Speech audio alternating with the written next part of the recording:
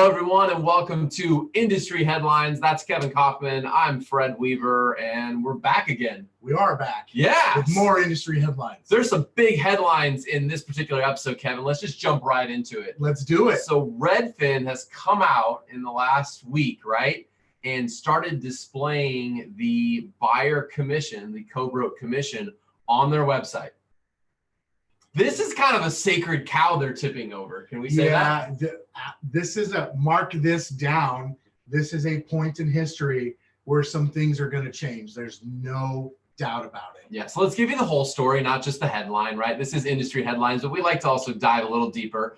They're currently doing this on their listings only because, as many of you know, MLSs across the country, depending upon which one you belong to, many have strict rules about not being able to display your commission on listings that don't belong to you. So they're doing this strictly on their listings. What's very interesting, though, some of you may know this, others may go, whoa, the Northwest MLS, which happens to service the greater Seattle area, also Redfin's backyard and headquarters, right, came out a couple months ago and announced that as of October 1st, they are going to allow brokerages to publicly display the buyer commission across all MLS listings in the Northwest MLS, a board with a subscriber base of 30,000 plus people. Not only that, but they'll be able to publish it to the third-party portals like Zillow and Redfin. Yes. So this is interesting news. You can actually go on Redfin's site today and check out Redfin listings and see that they are transparently displaying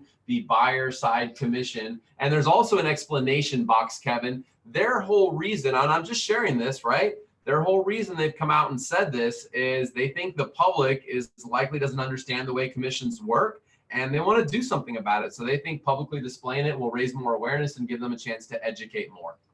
Listen, I agree. If you can't, let me take a couple sides to this, and I'm in favor of what they're doing in a way. When I put my consumer hat on, I don't oppose it. I definitely don't oppose this. Because I look at it this way, as a professional, as a real estate professional, if I cannot convey value to my client, that's on me. That means I'm not doing a good enough job. That's 100% on me. And so I'm okay with that hat on. Then I'm going to, I got to be honest, when I'm buying a car, I'd love to know how much the salesperson is making or how much profit the company is making on that deal. Why not? It's transparency. We all know. I mean, we all know there's margins. We all know people are making money. I think that this is the way of the world is going. This is what technology is allowing us to do. This is what the big age of data is creating.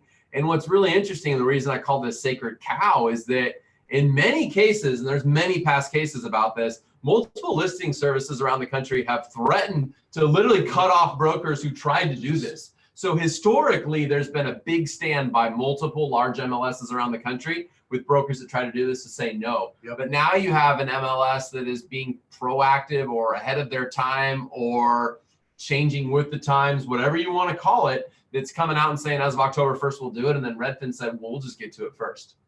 So I actually applaud the Northwest MLS. I'm open to discussion from agents that work in that board who maybe disagree with it. I'm open to any of you to disagree, but I really like the idea of transparency and just putting it all out there. I think the other piece that I would love to hear is why did the MLS change their mind? So, because here could be the possible devil on the other side of that is that they were propositioned or someone's been paid off by, say, Redfin or Zillow to do that. Okay. Now I'm not saying that they did that, but that is the potential opposite side of this coin where that's not cool. What I would love to also have transparency with the MLS as to why did they make that change? Yeah. And if there was any sort of backroom deal that had to do with it, that needs to have then that better be really transparent too. There better be a big light shown on that. I agree. I'm all for it on the surface. I'm for it. And I agree with you if there's any deals going on behind the scenes.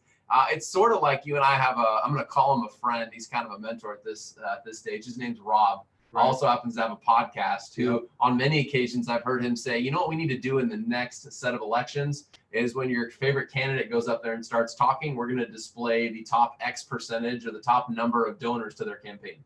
Like, let's not just let them tell us what they're saying, right? That's sort of like, let's not just let the surface go, yeah, that's a good move.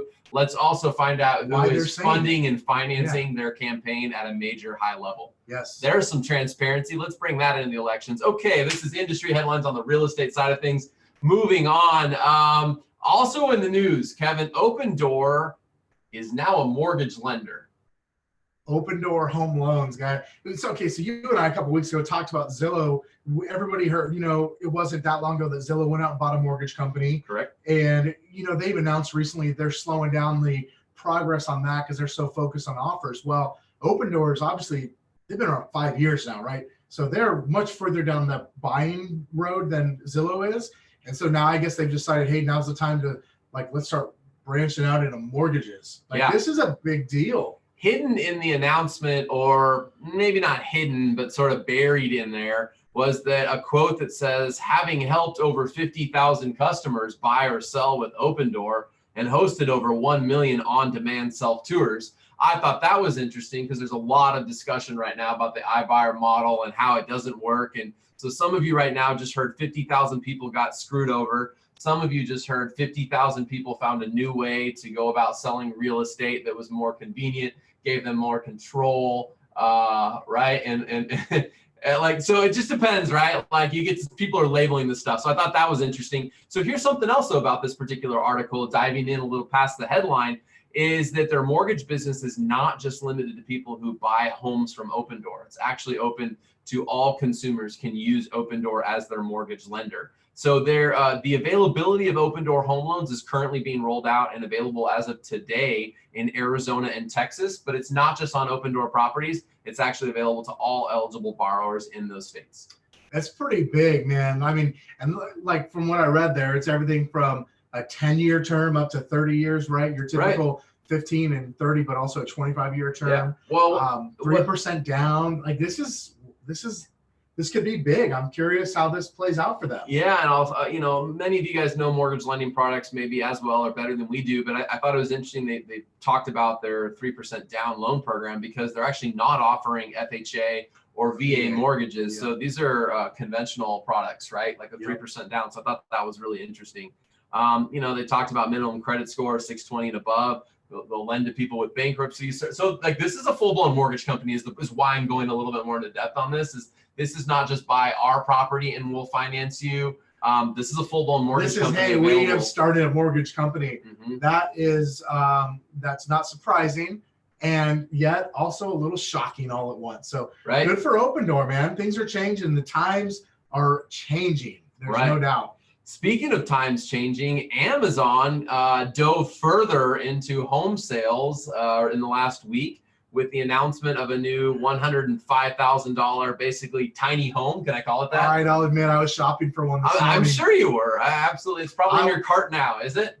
It's not in my cart, but it definitely, I'm expecting it to show up in my Facebook feed later with an advertisement because I did look at it for a while. Okay. It's nice. Well, let's talk about the differences. So some of you guys are aware that Amazon came out with this $7,000 do-it-yourself tiny home, right? And it basically probably looked a little bit larger than maybe your Greyhound's dog house in the backyard or Dalmatian or what's a big dog? I don't know. It was pretty small. It was pretty small, like right? A Rottweiler's a big dog. A Rottweiler size house, right? And it is do it yourself, put it together. But this is actually 774 square feet. That's like a big hotel room. It's that's big. It's a Casita plus for sure. I mean, my first home I bought was 1,372 square feet. So so here's what I'm thinking. You can get up to 3 bedrooms and 2 baths, and again, I admit I was on Amazon looking at it. None of us are shocked now. There's a few different configurations that you could actually, I think, get 1 bedroom too, or also 2 bedroom. It's actually really nice. The finishes are really nice. But what I'm thinking, and they even point out there in the description, is this could actually be like the Casita, that you lay a foundation for, put in your backyard. If you've got land somewhere, you put that on. I mean, this could turn into an Airbnb type of rental. Yep. I mean, there's a lot of opportunities. Really, the possibilities are endless. The big deal that they don't talk about necessarily is, okay, it weighs 44,000 pounds. It takes 2 guys to put it together. 2 skilled workers. They ought to just say general contractors. Yeah, but what's the foundation? Someone's got to lay a foundation. I guess, if it's gonna, be a home that's lived in, right? I could see this going in my backyard someday. This sounds awesome to me. Oh, I'm so sorry for your wife right now. Who's probably gonna hear this later. I'm gonna make her listen. Don't worry, she does not listen to any of our I'm gonna make sure she hears this episode right at the whatever minute mark we're on.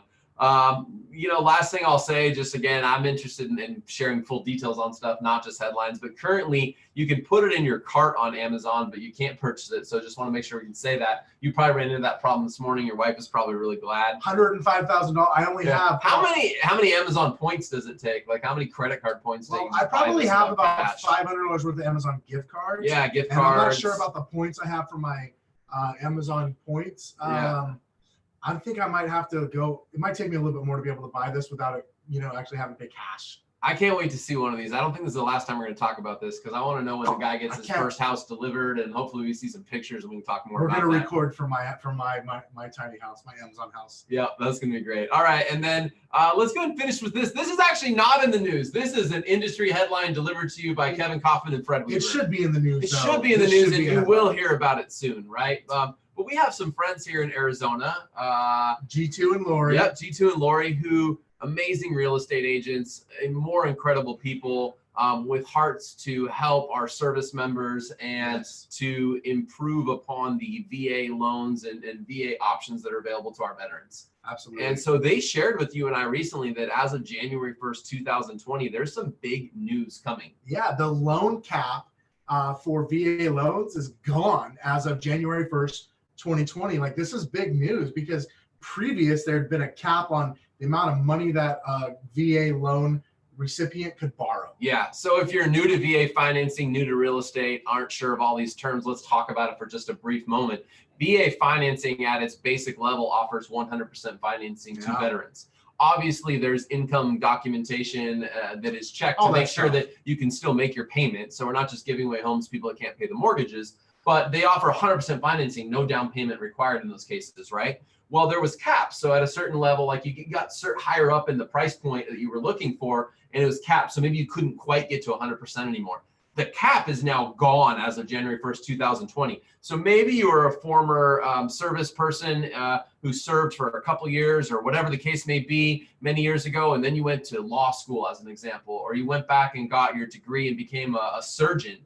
And so on paper, you have the income to be able to justify that you can very easily pay for a $2 million home and make the payment on that. You would have previously been unable to get 100% financing on that due to the cap. That's gone. That's gone, Kevin. If you're an attorney and can show that, right? A doctor, you're somebody, whatever, self-employed business person, high income individual, you can now go out and use your VA eligibility to buy a property, and there's no cap on the 100% financing. I think that's really awesome. Cool. Listen, if we're gonna bend rules for anybody, I think that, and it's not even bending rules, but if we're gonna make life, if we're gonna expand the financing options for people, if we're gonna extend the box for anybody, I think veterans should be part of that small group of people that really kind of get a little hand up. So yep. And I'm just going to plug, if you want more information on that, you can visit our Next Level Agents Facebook group, facebook.com/groups/Next Level Agents, or search for it in the search bar.